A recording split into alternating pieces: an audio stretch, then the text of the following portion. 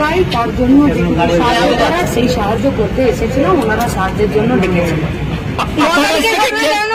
9 তারিখের ঘটনার জন্য কি আপনাকে ডাকা হয়েছিল মূলত? নির্যাতিতার দোষীদের শাস্তি দেবার জন্য, যাতে ইনভেস্টিগেশনে ওনাদের সাহায্য হয়, তার জন্যই আমাকে আপনি তো প্রায় 2 ঘন্টা ছিলেন, আপনার কি মনে হলো যে 14ই আগস্টের ঘটনায় ডাকা হয়েছে? কি সত্য? আঞ্চলিক ঘটনায় নাকি আপনাকে ডাকা হয়েছে? সিবিআই কি ওনাকে বলেছেন?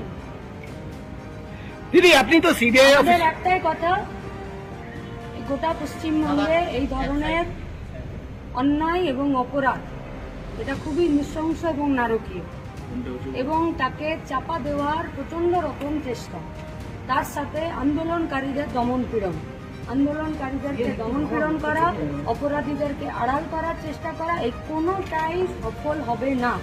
তার জন্য এই লড়াইটা যেভাবে রাস্তায় চলছিল রাস্তায় চলবে। মিথ্যে মামলা দিয়ে, হামলা করে, টাকার গামলা ব্যবহার করে এরা প্রতিবাদীদেরকে রাস্তা থেকে সরাতে পারবে না।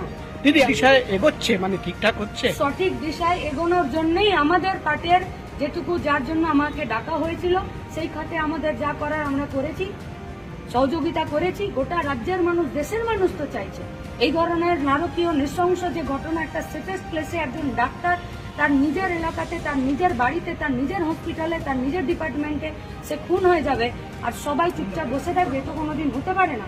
আরজিকর কাণ্ডে তদন্তের স্বার্থে সিবিআই এর তরফে ডেকে পাঠানো হয়েছিল মীনাক্ষী মুখোপাধ্যায়কে। এদিন সিবিআই এর অফিসে গিয়েছিলেন তিনি, বেরিয়ে এসে কথাও বললেন সাংবাদিকদের সঙ্গে।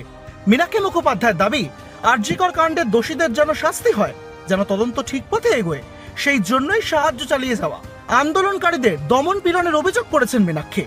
অপরাধীদের আড়াল করার চেষ্টা চলছে, তা বাস্তবায়িত হবে না, লড়াই চলবে।